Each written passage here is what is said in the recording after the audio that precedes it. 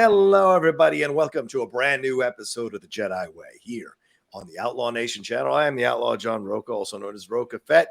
Very excited to be joined once again by the great Laura Kelly. Laura, how are you? I'm doing great, John. We're matching in our Navy today. How cute are we? Absolutely. I'm a bounty hunter, and you're repping for Ahsoka, who we are going to be focusing on in this episode. In case you skipped the title and just hit play, we're looking at and analyzing and diving into the essential episodes for Ahsoka Tano from the Clone Wars. We might get into Sabine stuff as well and talk a little bit of Star Wars news as well as we go along during the show. But we should say, Laura, right off the bat, unfortunately, Kevin couldn't join us this week. And just for those of you who follow Kevin on social media, you know he's recovering from the 6-week ordeal he had where he was confronting the possibility of his cancer coming back. Thankfully, he got all positive news, positive results, and he will be back in full force with us in time for the Ahsoka series, which is next week. For God's sakes, Laura, 2 episodes dropping on the 23rd. And I will say this, a week out, I have not gotten the links. So I don't know if they're going to send the links to people or not. So it could be that we're all in the same boat, except for the people who go to the premiere on this one, but very excited. What's your thoughts overall here as we're just a few days away from this 2-episode series, 2-episode beginning of this series coming out for Ahsoka next week? Well, I'm getting really excited. I just finished a full Star Wars Rebels rewatch, so I feel like I'm in the headspace that I need to be in. I'm very excited. I don't know if I've heard anything about there being a red carpet premiere. I think because of the ongoing strikes, I want to say they're maybe not having one, question mark. I don't know. I don't know if there'll be a red carpet premiere, but there's a possibility that there will be a premiere. That's what I've been kind of hearing in the background. I'm not sure. Though the red carpet thing, you're absolutely right. Like actors and writers probably won't attend that situation, but maybe critics and reviewers and influencers might go to kind of give their 2 cents on it overall. But I don't know 100% about it. But yes, there is a premiere that is happening for this series in LA at some point. I'm hearing that from a good source of mine. So understood. All right. Well, I'm excited. I think that it's I think that we're more likely maybe not going to get the screeners at this point. They're not going to send those out to reviewers. It's kind of surprising, but I kind of thought like at the 2-week mark, maybe. Then now here we are at 1 week. I don't know. You've got more experience in this. Do they usually send them out a couple days before? Oh, not usually. No, usually it's at least a week before, especially if they're high on a series. I've only ever seen this when they've got something really big to hide, that they don't drop it until the last couple of days or a few days before something comes out. So I'm really surprised by this. Could change by tomorrow, Laura and I, as we're recording this. By the time tomorrow we may get the links, or Monday we may get the links. Who knows? But at this point, they're still up in the air. But I think it's kind of good. It builds the excitement, right? You don't know what you're going to get, and they're really guarding their secrets on this one to make sure everybody kind of experiences it at the same time. For sure. And they that way they prevent a lot of those leaks coming out, because inevitably somebody posts the stuff that happens on somewhere. And it's kind of nice that it actually gets to be a little bit more secretive. We're all in this together going into Ahsoka on Wednesday, this coming Wednesday. That's kind of nice. Yeah, it's a bit, nowadays it's a bit shameless. People post spoilers, even the big websites, big news websites post spoilers, just kind of get clicks and likes and all of that. But yeah, we're going to get into the essential episodes here in this conversation. We're going to have some fun talking about old snips there and seeing where we're going to go, maybe speculating if some stuff that are in these episodes might pop up or might have resonance in the series when it debuts in one of the episodes and one of the storylines, because there's a lot, Laura, with Ahsoka Tano. I mean, you could argue this is one of the most important, if not the most important, Star Wars characters over the last few decades in so many ways. I liken it to Harley Quinn all the time, someone that was created for a series and then just absolutely grabbed the pop culture zeitgeist and has grown in importance and in status and in stature over these last few decades for sure. Where is your feeling on Ahsoka now as we're about to walk into this series? We've seen Rosario Dawson playing her live action now in Mandalorian and the Book of Boba Fett. Where are you at in your thought patterns here about her going into the series next week? I truly love this character. I have for a long time. I remember being very drawn to her when I first started watching Star Wars Rebels and realizing I needed to go back and get her full backstory, which I did, and I had a lot of fun doing that. And it's really remarkable. I feel like Ashley Eckstein brings so much heart to this character, and I feel like as we're a week out from this show, she's like, I'm not seeing like enough love. I mean, all of these like, even I think Lucasfilm put like together an official sort of like, here's some background on Ahsoka. He did not include a single like panel of animation anywhere in that. I mean, like the entire background. I'm like, how do you do an entire background of Ahsoka and not include any part of the, like, I get that maybe you don't want to like alienate fans who haven't seen the animation, but just there's so much heart in that character and there's so much backstory to go off of. And I don't fully expect everybody to go back and rewatch the entirety of Rebels or the entirety of Clone Wars. There's lots of recaps you can go through and read, and we're going to go through some of those essential Ahsoka episodes too. But I always really like this character, and I think one of the things that people sometimes forget, because she's so connected with Dave Filoni, is that George Lucas was involved in her creation too. This is not just a Dave Filoni solo act.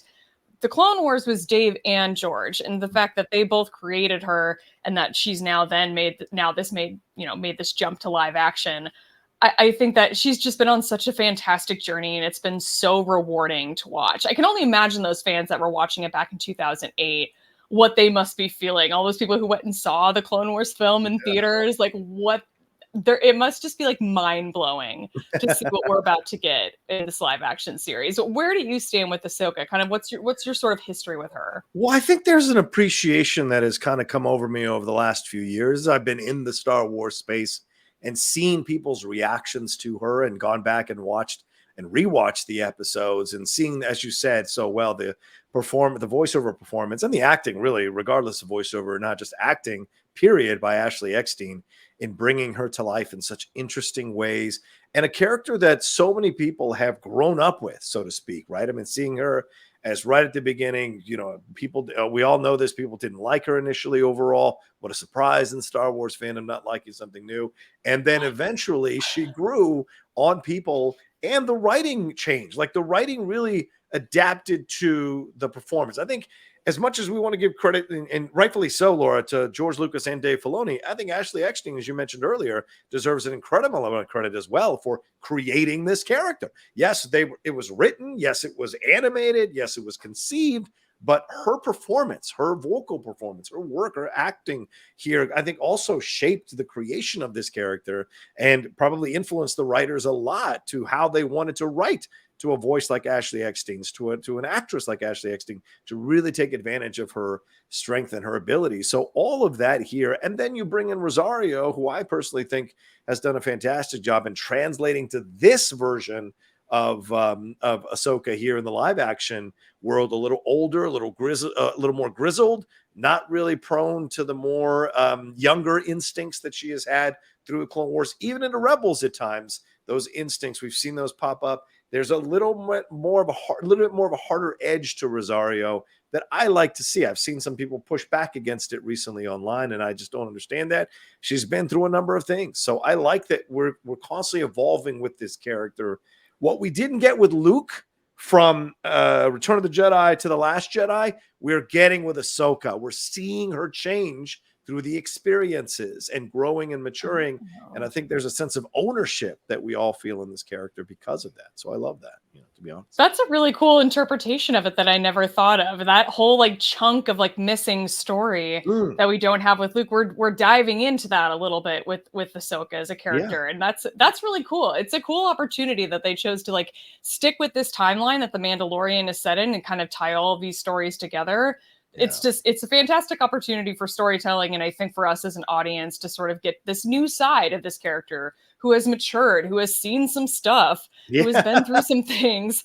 And I think it's just going to be great. I'm excited. I just don't see how I could, it's one of those things where I'm like, I don't understand how I could walk away from the show not liking it, because I know that with the combination of Dave Filoni and Ahsoka as a character in general, and the Star Wars world in general, and the music of the Kiners, being incorporated into the show, I'm just like, how do you go wrong, man? Like I'm just so excited. I think it's going to be great. And the fact that they've got all of that history coming together in this new live action series, including the composer who originally, composed her Ahsoka's theme, bringing that into the show, I think is just going to be a super underrated element for those people who kind of don't necessarily pay that much attention to music when they're watching shows. I think it's going to be, I like to think it's going to be really noticeable, and it's going to be really nice to have that sort of cohesion that we got through Clone Wars and through Rebels and even through Tales of the Jedi, in getting the sort of same composer and the same team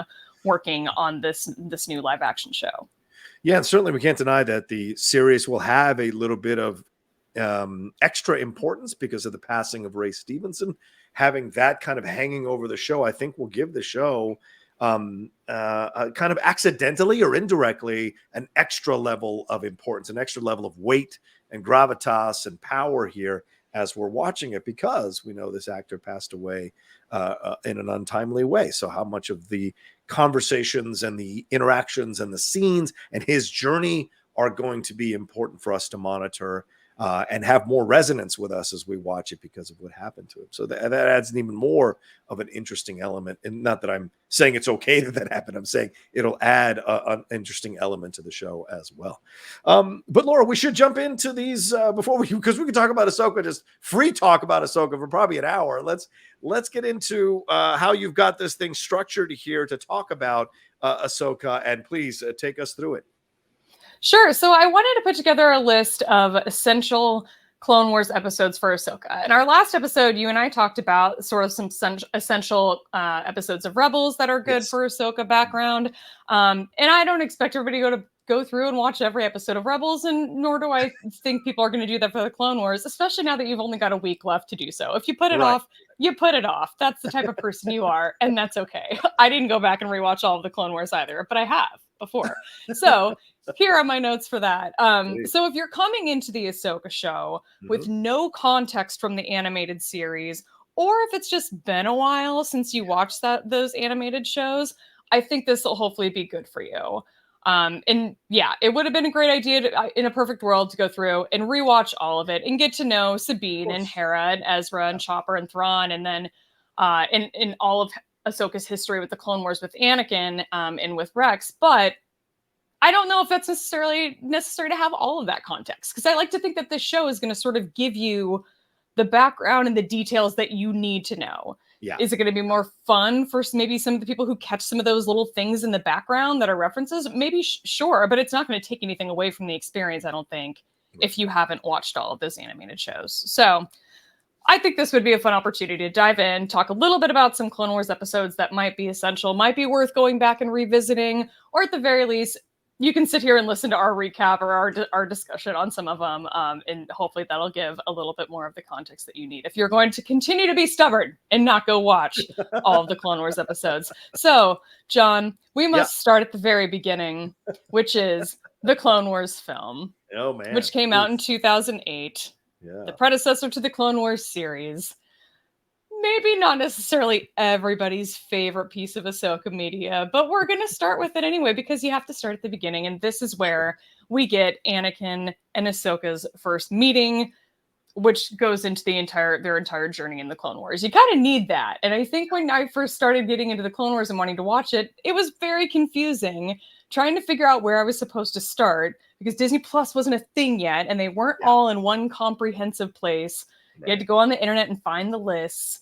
But the Clone Wars film, I want to get a little bit of what your thoughts on this were, John. Did you go see it in 2008 when it came out? Have you, what was your experience with it? No, because I'd heard from a number of people that it was not good. And so I was like, I don't know if I want to see this. Then I'm going to skip it for now. Because in my mind, I didn't think it was going to be anything. And then having been burnt by the prequel trilogy, which I wasn't a big fan of at the time, I was not in any rush to walk into yet another attempt at Star Wars that didn't work overall from what people were telling me at the time that I knew. And so I waited a while to watch it. And then one day it just kind of was like, well, you know what? I've got to watch it at some point. So why not put it on? And yeah, it's not the greatest film, but I like the introduction of Ahsoka. I like that she's impertinent and cocky and speaks her mind right off the bat and really puts Anakin back on his heels initially. And it's the beginning of the many ways that she will surprise and unsettle Anakin throughout their relationship. And I love the fact that Anakin is like completely shocked that she will be his Padawan and not Kenobi's, and keeps saying that it's a mistake. And she like shuts him down. Like, you keep saying that, and I'm going to do something here. So I love that you saw from the beginning this was going to be a brother-sister, combative, each person defending their ground type of relationship, but it wasn't going to be vitriolic. It wasn't going to be toxic. It was going to be something where they both are strong alpha energies. She's more empathetic than he is eventually, and that becomes a real strong part of their relationship. So for that, I do enjoy the Clone Wars film in that prism, I guess I would say. Yeah. Yeah, and I think it was important that they start somewhere with Ahsoka where they could grow, where she could grow as a character. Like, she was never going to be a perfect character from the beginning. That wouldn't be any fun or interesting. That wouldn't be interesting to watch for anybody. So the fact that you do see from the very beginning that she is a flawed character, she does come off sometimes as a petulant child. Yeah. And she's a 14-year-old girl. She can be very stubborn, and she can be very outspoken, and she can be wrong. And it's really interesting, I think, in the Clone Wars film, watching her and Anakin learn from each other. Yeah. We can kind of see that push and pull happening. And I think you described it really well, that they both have this sort of like alpha personality. There isn't like a good balance there sometimes, which you think you would need in like a Padawan Jedi master relationship. But that's, what can you do? They kind of have their own thing. They have their own relationship that's very sort of informal. I mean, I think I've even in reading some of the other books that take place during the Clone Wars, especially the more recent one that just came out, Rise of the Red Blade, the Padawan in that era, who's a Padawan during the Clone Wars, like, her relationship with her master is very formal and restrained and not particularly friendly. And she even observes Ahsoka and Anakin in that book and says, like, God, I wish I had that relationship. That brother-sister relationship is really, I think, makes it a really fun show to watch, especially for somebody who grew up with siblings and knows exactly how that relationship can be and how hard it can sometimes be, but ultimately how fun and hopefully rewarding and solid that relationship ends up. Maybe not for everybody, for some people. So yeah, I like that. I like that comparison a lot. The brother-sister relationship of Anakin and Ahsoka sort of getting established in that Clone Wars film, and watching them sort of adapt to each other and learn from each other. It's not just that Anakin's not the only one teaching her in this situation. And it's, I think, ultimately a good resolution. It really ended up being more like 3 episodes of the Clone Wars combined into like one movie. I think is ultimately what we ended up with. But overall, it's a satisfying story. And if you haven't watched it, I think leading up to this live action show, you kind of do have to go back to the beginning. You got to get that that foundation to see where everything started, I think, ultimately, to get that rewarding experience of where we end up in the live action series. Yeah, just to have him say to her, like, you wouldn't have survived as Kenobi's Padawan or Obi-Wan's Padawan, but I think you're going to survive as mine. And so you see the acceptance there in that moment, because I think Anakin sees a lot of himself in her.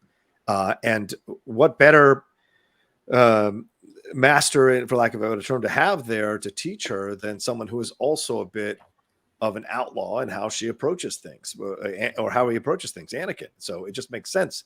They were like just perfectly made for each other. And as you said earlier, it's an unusual relationship, but I think all of these are no two Padawan Jedi or Padawan master relationships are the same.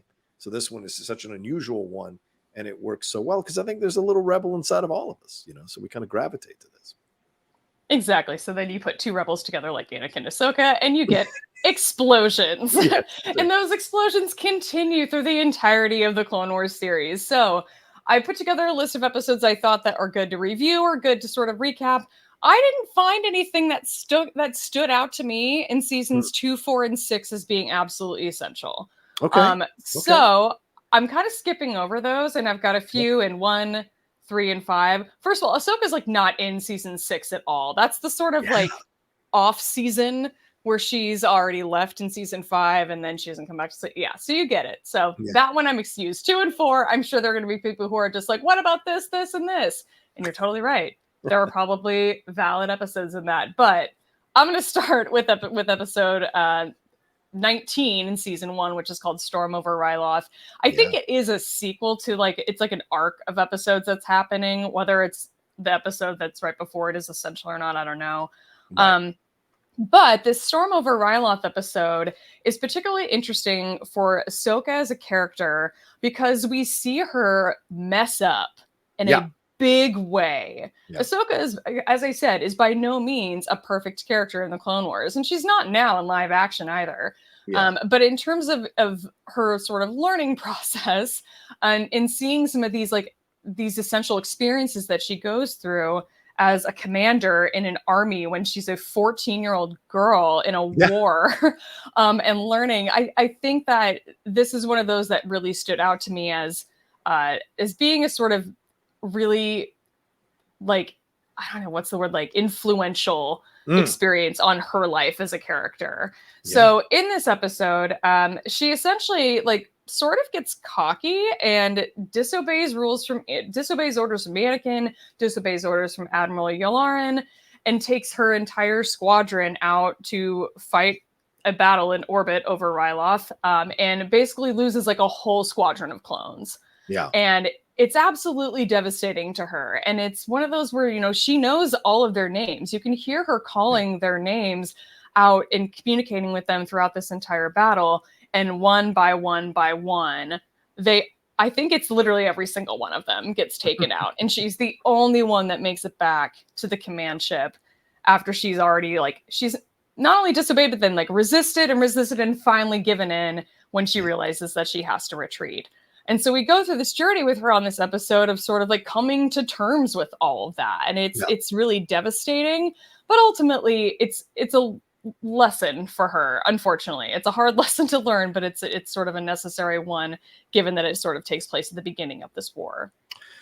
Yeah, to those who are called, a lot is expected, and a lot is put upon them, and how they navigate it and how they deal with it is kind of who they become as they get older. You know, it influences who they become as they get older, how they react to it. You know, and certainly, as you said, young teenager here in charge goes barreling in, falls into that trap, refuses to retreat, right? Fights and fights and fights until she's the last one left. And as you said, she knows the name. So that tells you the level of care that she had for her people. But then to have that, or the people under her charge, rather, and to have that kind of blown up in the way that it is, and she loses everybody. She has to kind of sit there. She gets depressed and has a hard time dealing with it as it would. I mean, again, she's a teenager, of course. So there's the cockiness of being a young teen, and then there's the ramifications and the consequences of that.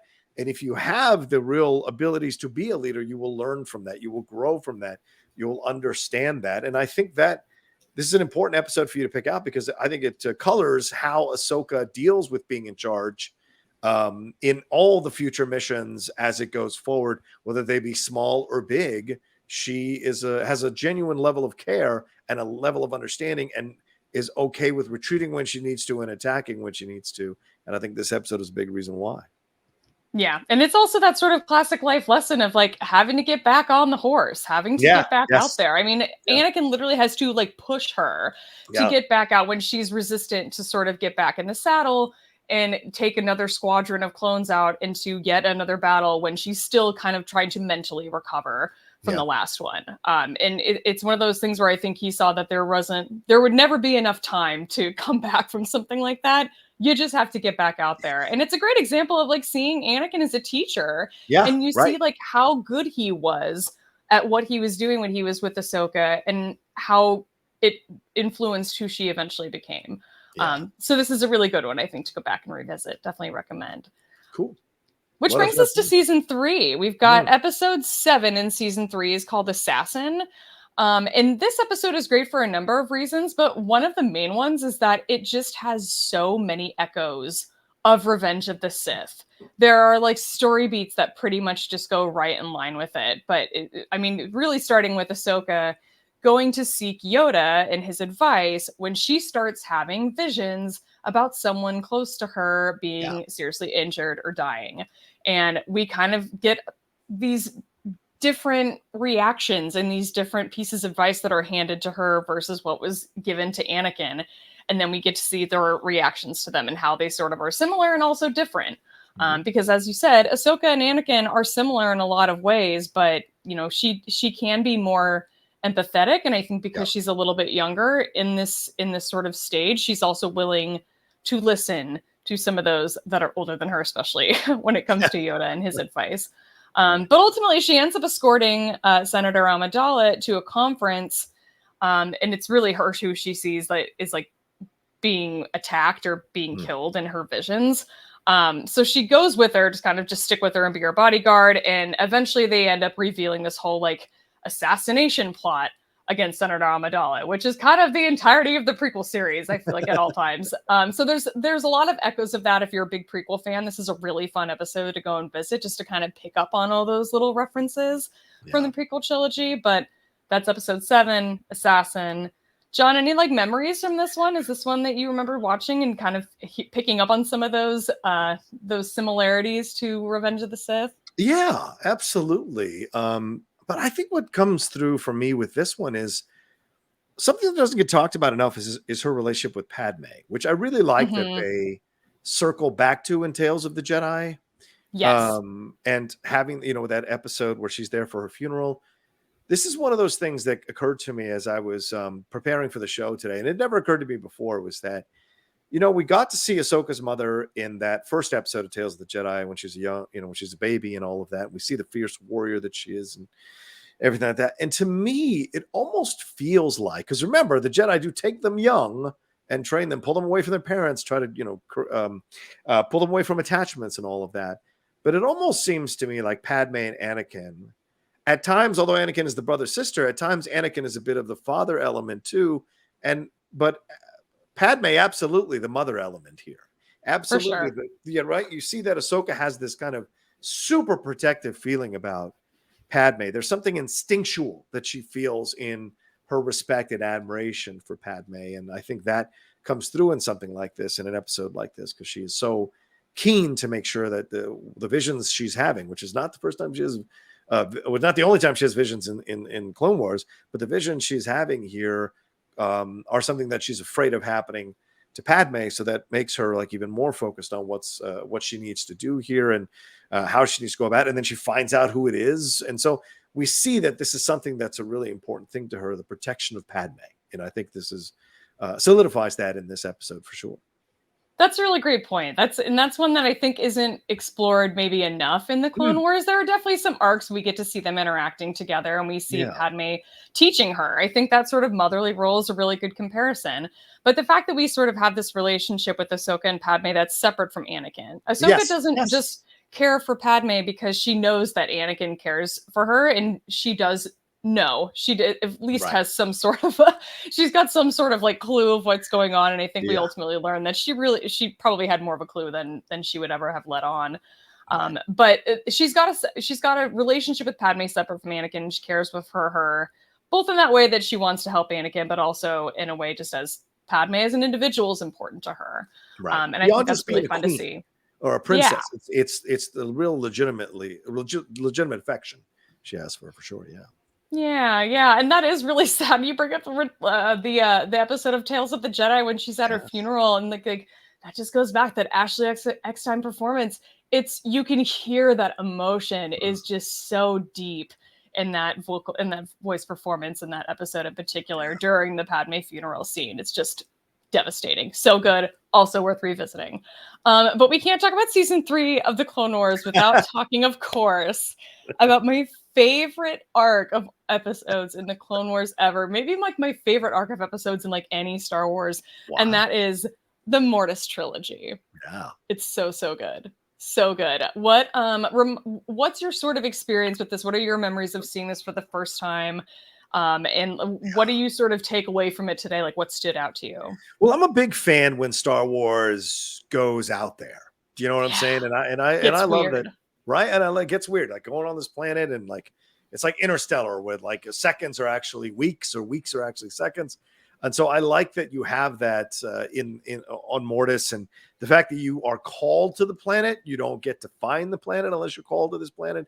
And then what they experienced there and the visions and all of that, I thought it was incredible. This is one of the darkest set of episodes that they have in any Star Wars series. You're seeing the introduction of the father, the son, and the daughter. You're seeing that the son is the dark side, the daughter is the light side. The father is bound. The fact that the father wanted to have Anakin take his place, and then we end up by the end, and then he fights a. And I'm also a big fan of pro wrestling. So when a good person turns bad, when they go from face to heel, seeing heel Ahsoka was a really interesting experience in that situation. And then, of course, her dying and the daughter dying, and the daughter putting her energy, in essence, into Ahsoka so that she could live as a dying wish through the father, is so interesting. The visions that Anakin sees, all of that they conveniently take out of his mind, little Men in Black situation there, take out of his mind so he doesn't remember it. And then Ahsoka having the conversation with her older version of herself, saying that if you stay his apprentice, this is what's going to happen to you. So it's an episode that really walks the tightrope here, walks way up on the tightrope. And I think or a series of episodes rather. And I think it absolutely knocks it out of the park. It does a wonderful job of giving even more depth and complexity to this relationship and more stakes as the show goes along. And then, of course, eventually what we see in season 7 of Clone Wars with her hearing the visions of Anakin turning, and then the fight in Rebels as well. So there's a lot here that cements their relationship. And you see Anakin like immediately hug her when she comes back to life from a true place of care for her, which speaks to their relationship. So those are the things that stick out for me that I really enjoyed about this set of episodes. What about you? Oh my god, that was so good. I like don't even have anything to add. That was awesome. You like covered all the beats. It's so good. So I mean, you talk about like the depth and complexity of what we get in this story arc, but I think kind of adding that like depth and complexity to like what the Force is and what it can be is also so incredibly interesting. And also I think like very just educational as a Star Wars fan in general, and something that I hope comes back. My only hope, if I could just make one wish for the Ahsoka live action series, is just give me one element of weird Force stuff. I'll take one. I'll accept one. And if it's something related to this, great. If it's not, but this whole story arc is just nonstop weird Force stuff that happens, and it's just one of my favorite components of Star Wars.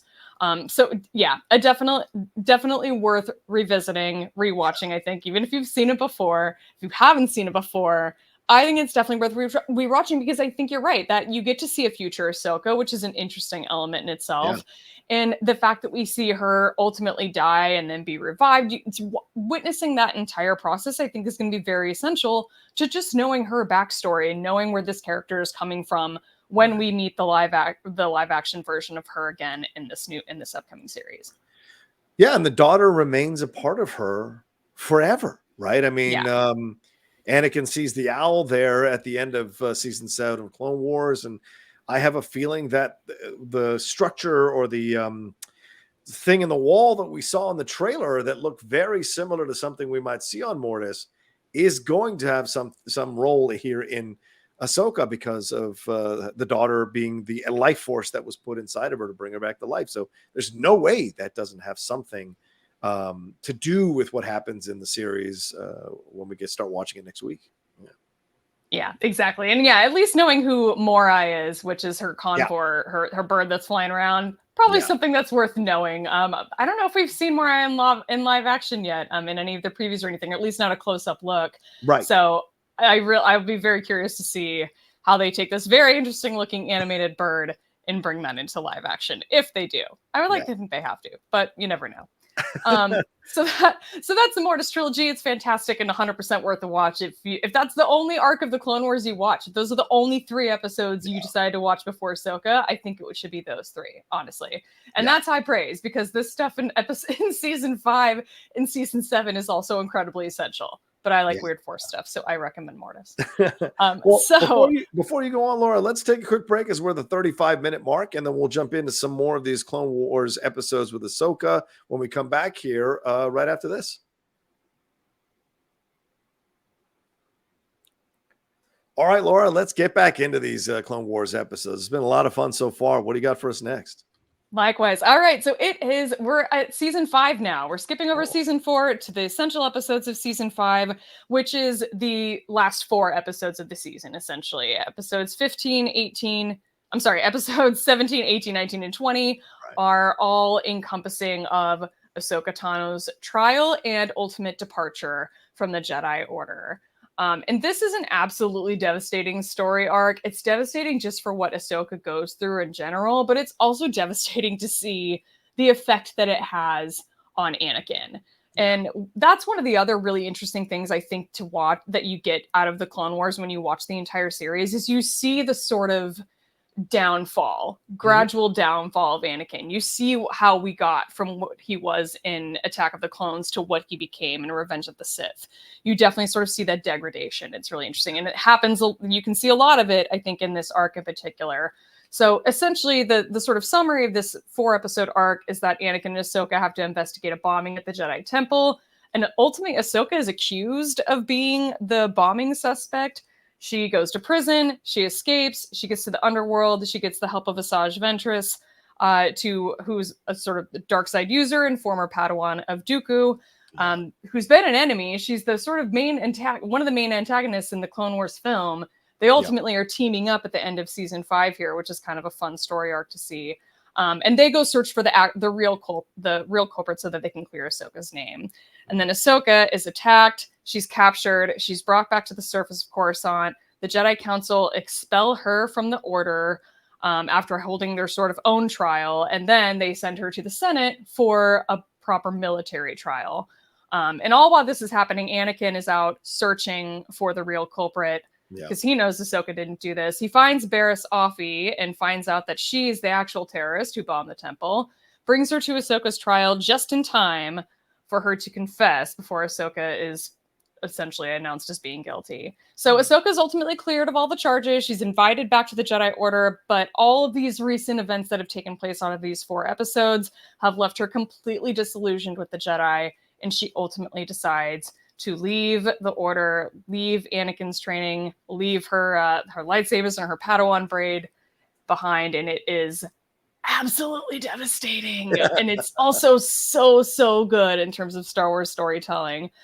When you first went through this, John, what did you take away from this? It's just brutal, right? Yeah, absolutely. And a massive shock when she walks away. That doesn't happen, right? I mean, that was something really revolutionary to see in Star Wars. The idea of a Jedi, especially someone we had followed for so many seasons, seen her grow up, seen her learn her lessons, seen her become a leader, embrace how to become a leader through the trials and tribulations that she went through. And then to have this order turn on her in a way that was really shocking and unsettling. They had to walk an incredible line here to not lose the respect people have for these Jedi characters like Yoda. And then at the end, also understand why she's walking away. So you're able to judge the Jedi Order, still retain your respect for these characters, but also understand that they did wrong here and respect Ahsoka's decision. And this was such a necessary journey for her to go through, right? Because sometimes you get caught up in stuff when you're young. You join a group when you're young for whatever reason. But once you start to see the truth or start to see the light or see that it doesn't work for you, it takes a lot of strength to walk away from something like that. It takes a lot of strength to cut the connections that have been such an integral part of who you are as a person, friendships, connections, mentors, all teachers, all of that. And you have to walk away and find your own path, find your own voice, find your own thing that you want to be and find who you are as a person. And people go through that. And so, yes, it's Jedi, it's fantastical, and it's in a alternate world, but people can find a universal connection to her journey throughout. And the idea of a group turning on you, a group that supported you, trained you, believed in you, can turn on you in this way. It shows you that not everything is as it seems. And the only people you can rely on really deeply, you have to have a strong belief in yourself, because you never know what can happen down the road. And it also showed how far Anakin had come also in his respect and love for Ahsoka, because he was willing to be the only person to be able to find out who actually did this and bring Barriss Offee to justice. By the way, a former friend of Ahsoka. So there's a lot of betrayal in this series of episodes here for Ahsoka, but it is Anakin's love for her that pushes through all of it, And I like that they kept her out of season 6. It's a gutsy decision after her walking away as well, kind of let you sit with it as you're watching season 6. So by the time they eventually did season 7, it was a blast to see her back in Clone Wars. But Yeah. What about you? Yeah. Well, you talk about it being like a necessary story to tell, which I fully agree with. And for all the reasons you said, one reason in particular, I think it was also necessary, is because they kind of had to explain, why was this character not in Attack of the Clones or Revenge of the Sith? And I'm sure that like so many Clone Wars fans probably went like 5 seasons almost being like, I mean, she must die at some point. It's the only way we can explain how she's not in Revenge of the Sith. I mean, obviously they hadn't created her at that point, but like they needed to explain in the story to get it to fit into the timeline as to why she wasn't in it. And so the fact that they took her out of it in this season in particular, and who knows what they would have ultimately maybe done with season 6 if it, I think some of the cancellation thing maybe this season got a little bit weird because of that, but I think she's in like one episode. You can kind of see her on the side in like a flashback, but that's all we get. Yeah. She's really not in it. So yeah, they took this risk of this character that we've watched the entirety of this war through her eyes and decided to take her out of the story. You're right. That was a completely gutsy move. And it's a gutsy move on behalf of the character too. I mean, in Ahsoka's story, there are so many people who in like real life just never, ever start over. They never have to like leave where they are to go start over in a new place. And that's something that Ahsoka has to go through in this story. We do get to sort of see that play out in season 7, but it's a gutsy move for her to ultimately not go back to the Jedi Order and stick with what she knows and who she knows, and kind of always bear that resentment towards the Jedi, probably if she had ever come back, and it still would have stuck, So she made the right decision for her. She knew herself well enough after this time to know that going back to that situation just wouldn't work for her. And it ultimately is really devastating as a story. And it's very devastating to Anakin in particular as a story. And ultimately, I think plays a huge part in his downfall. Yeah. And you want to be careful with that, because you don't want to say, oh, well, if these people hadn't been in his life, blah, blah, blah, because then you remove his agency in him making his decisions and his responsibility and consequences. But yes, and I think Filoni did a wonderful job when he explained that about Qui-Gon Jinn being removed from his life and dying so early that it would have been a different road that Anakin might have walked had Qui-Gon lived. And I think here, the way they retrofitted this story to kind of redeem Anakin a little bit because of the reaction to the prequel trilogy, and give someone like Ahsoka to him as Padawan and have that relationship develop, I think this ending works for 2 reasons. One, it's an incredible thing for the audience who had been not a fan of Snips when she first showed up in that first introduction, to have been gone on this journey and by the end be the ones going, what are you doing? How could you? Or maybe saying, good for you, girl, get on out of there. It's a toxic situation. It's not for you. And have a love and care and affection for her. It's an incredible journey to take an audience on, and have them all go on it and feel it in that moment is great as well.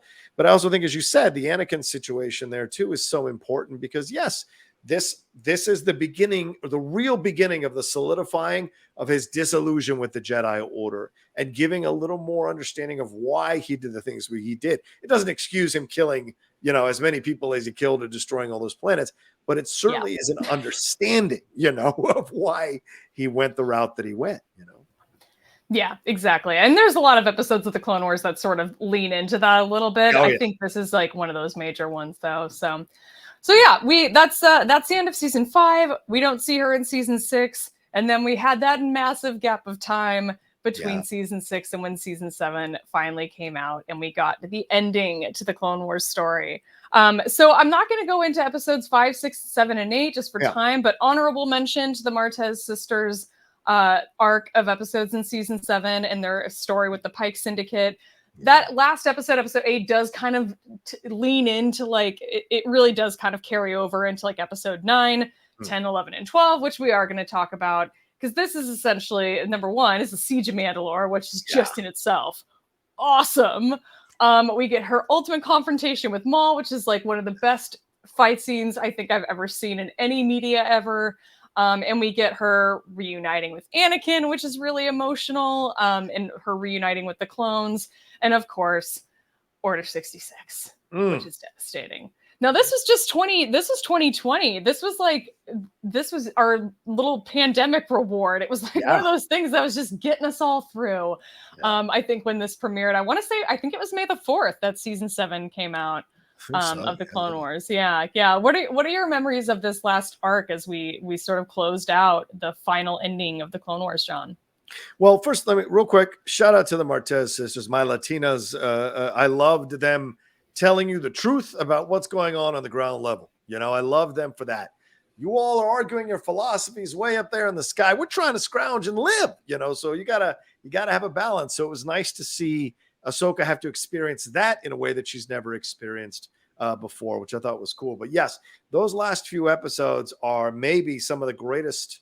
No, I'm not maybe. Is some of the greatest Star Wars you're ever going to experience, whether animated or live action. There is so much emotion going on here. I mean, the clones putting on the colors on their helmet to match Ahsoka's face as honor and respect for her because she came back is so incredible. Her rubbing the helmet just to kind of feel that even more is incredible as well. Then when Order 66 happens and Rex is crying, saying, Rex is getting emotional, saying like, we're going to have to kill my brothers, because they're not, because they're just not going to stop until they kill us. Her saying they may be willing to die, but I am not going to be the one to kill them is such a powerful moment for Ahsoka to say that. Because again, this whole instinct of hers from the beginning, if we talked about that season 1 episode where she cares for her people, she knows the names of her people. And although they die because of her youthfulness at that time, not knowing her inexperience at that time, that still care for the people under her charge comes through here in that moment in season 7, essentially saying, I love these people. I fought side by side with these people. I'm not going to kill these clones. No damn way. So that is such a powerful thing. But then, of course, when she hears what happens to Anakin there, and then seeing the images of all the helmets up there, just totally and utterly heartbreaking. And of course, at the end there with Anakin / Vader finding the lightsabers he gave her, and then the owl going by to kind of remind him of her. It's just fantastic, man. Just that entire run. Because I know it started out a little bit. People were like, I don't know, Clone Force. And then boom, we got into this, and it was so worth it for sure. These last, 4 episodes of that season. Right. It's so rewarding, I think, as a story. And it's great that it's the way that it complements Revenge of the Sith and everything we've seen of Order 66 since then, where we see Ahsoka sort of feeling that moment where Anakin falls and can sense all of this sort of happening from afar and the effect that it has on her, despite that she's who knows how far away in hyperspace when all of it sort of starts to go down. Right. It's just devastating. And I'm like that last scene with the helmets on the stick and Vader, I'm like, wow. I mean, it's like emotional even just like to think back on it. And that score that's playing, that's just so like haunting. Like, oh, we are in for a treat with these Kiners and this live action show. I can't wait because man, they knocked it out of the park. But yes, that whole arc of episodes, that last one is just, it's fantastic storytelling just in general for Star Wars. But it's so rewarding as a Clone Wars fan, as an Ahsoka fan, to see her story end on this really, really high note, just in terms of the caliber of what we got with the animation, with the story, with the music, with everything of how this season ended was just totally epic. 10 out of 10. Yeah, and you got to see who she's going to become in Rebels. And these 4 episodes lead you into that because she really is much more in command of herself, understands what's happening, can lead, has the respect of the clones there. She has everything you need. She has grown up. She is a woman. She is an adult now.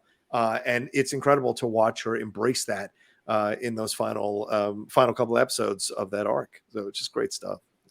For sure. And then we get the little bit of epilogue. We sort of talked about episode 6 of Tales of the Jedi Resolved. Yes. It's sort of a little epilogue to season 7 of the Clone Wars, of that ending, where we get to pick up with her story, at a couple different points actually down the line in the timeline. And I think that episode 6 Resolve is another sort of essential one to kind of see what she was up to post Order 66. Takes place between Clone Wars and Rebels. Definitely worth watching. And then, we talked a lot about the essential Ahsoka episodes and our last episode of the Jedi Way that are in Star Wars Rebels. Definitely a few in there that are worth returning to and watching. Yeah, if nothing else, for God's sakes, watch the Ahsoka episodes of Tales of the Jedi. Those are quick. You can watch those in like 30, 45 minutes, knock them out on your lunch break, and there'll be a nice amount of background for Ahsoka that you can have and use going into the series for sure. Yeah, go ahead, Laura. Yeah. Oh no, I was just going to say it's a little taste, a little teaser, if you will, of who Ahsoka is. It's just the perfect little appetizer, I think, for what we're going to get in her show. And it's nice because it hits like 3 very different parts of her life. So if you really do need that little condensed version, you're like, I can't go back, I can't watch the Mortis trilogy, I can't watch these. You're right. Hit Tales of the Jedi. That'll do it. Yeah, I'll give you a nice background. Real quick, before we move off Ahsoka stuff here, I want to get your thoughts on the announcements for the series, which is, of course, starting next week here. They announced the directors of the series. Dave Filoni, of course, is doing the premiere, and he will be directing the 5th episode, which lets me think there is something really big going to happen in the 5th episode. But Steph Green is coming back here, who directed, I think, my favorite episode of Book of Boba Fett, is directing the 2nd and 3rd episodes, while Peter Ramsey from Spider-Man Into the Spider-Verse and also directed an episode of The Mandalorian is returning to do the 4th episode. Jennifer Getzinger, who directed episodes of Daredevil and Westworld, will direct the 6th episode. And Geeta Vasan Patel, I hope I'm saying that right, from House of the Dragon, directs the penultimate episode. So, and the finale will be Rick Famuyiwa. So, who is, of course, executive producing the recent Mandalorian series. So this is a heavyweight crew of directors behind this one here, Laura. So what are your thoughts on all these directors being announced here? I mean, I'm so excited for Steph Green. I mean, I remember there was a while back where there was I think it was I don't know if it leaked or if it was just a rumor that certain people were going to be directing episodes, and she showed up on a list. People were like, oh, it's on her Instagram. It was like in her bio. And then like a couple days later after that news came out, she like removed it. And I was like, wait, no, wait, like, but are you directing? And I'm so excited to hear this because I'm in the same boat. That episode of the Book of Boba Fett that she directed, that's a lot more sort of centric. It's a much more centric story on Tatooine and the Tusken Raiders and the tribe that Boba Fett becomes a part of. It's such a great episode, so I'm very excited to see her returning to Star Wars. And yes, the fact that Rick Famuyiwa closed out this last season of The Mandalorian, I think he directed the last 2 episodes, and he gets to take us out in the finale of this first season of Ahsoka too. I'm like, ooh, I love this for Rick Famuyiwa. I love how he loves Star Wars so much, and you can see that at every interview that he's in when he talks about it. He's got such a passion for it. I think this is awesome that they're bringing him into this show too. Yeah, I think it's a good mixture of people. People who have experience doing Star Wars series and people who don't, to give some interesting new perspective. But all of them have directed harder-edged shows like Watchmen, House of the Dragon, Westworld. I like that, and I like that element being a part of this because it makes me feel that we're going to get a bit of a darker Ahsoka series here, and hopefully one that walks the line that satisfies the people who loved Andor, the people who didn't love Andor, and kind of finds that middle ground to satisfy a great majority of both sides of that debate. So I'm looking forward to seeing what their work is going to be. We're running a little bit long. Laura, do you want to jump into the Sabine stuff or just to kind of touch on it, or what do you want to say? Or do you want to leave that alone for now? Maybe we just touch on it really quick. I felt kind of weird about it because I'm like, there are so many characters from Star Wars Rebels we could have focused on and been like, here's the essential episodes for this character and this character. But Sabine is clearly going to be one of our main characters in the Ahsoka series. So I did want to hit just a couple recommendations if people need to get a little bit of background on Sabine. The list is much shorter than Ahsoka. So if you jump, we're gonna fast forward to Star Wars Rebels and that timeline, because Sabine is not in the Clone Wars, and talk about a couple episodes in season 3 and season 4. So there's the episode of season 3 in episode 11 is called Visions and Voices. The tail end of that episode is where she goes back and picks up the Darksaber that she finds on Malachor. And that sort of sets us on a collision course towards what's ultimately going to happen in The Mandalorian at the end with the Darksaber and Bo-Katan X amount of years later. But it all starts kind of with this Visions and Voices episode